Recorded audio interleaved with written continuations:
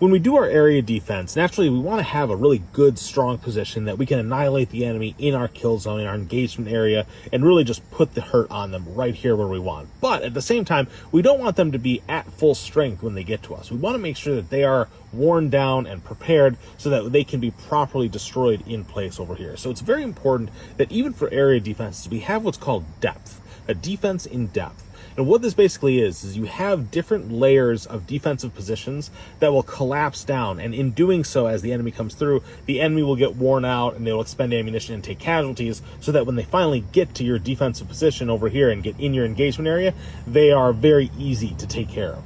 So what ends up happening is, as the enemy comes in, the first line they encounter is we have our scouts right here. Typically 2-man teams, or sometimes 4-man teams. They can be a little bit larger, they can have vehicles, they can all sorts of stuff, but their primary job is early warning system. They're confirming that the enemy is in fact coming along this route and not over here or over here, but they are coming in this route.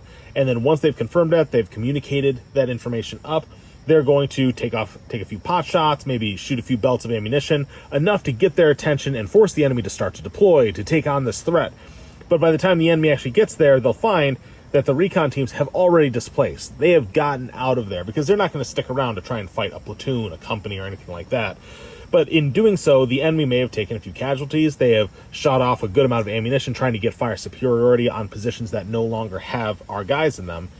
And they'll be a little bit more worn out, having to, run through the woods, do their bounding drills and everything like that. So by the time they figure everything out, 1, you've bought time, 2, they're a little bit worn out. So now they're going to reconsolidate and keep moving forward, at which point they will encounter the second line. And this is a more fixed defense, a little bit stronger, but it's going to be of a smaller element, maybe a fire team like this. So maybe the recon team is with them now, and they can come up and set up their own engagement area and do a little bit more damage. So these guys are now caught up in a little bit of an engagement area here, but the nature of the fight is that they will probably have more firepower and be able to suppress and force these guys to withdraw.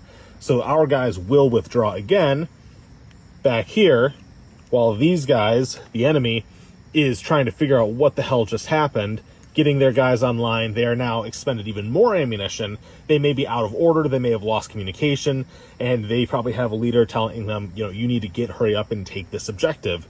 At which point they are going to be then moving forward, disoriented, coming in piecemeal, with limited ammunition, not as coordinated as they normally would be, at which point you will be able to destroy them much more easily when they actually get on the objective.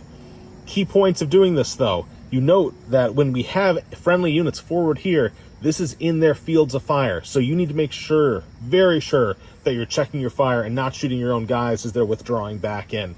Passage of lines is very, very important. We'll talk about that in another video. But it's very, very easy to do this wrong and hurt your own people rather than hurting the enemy.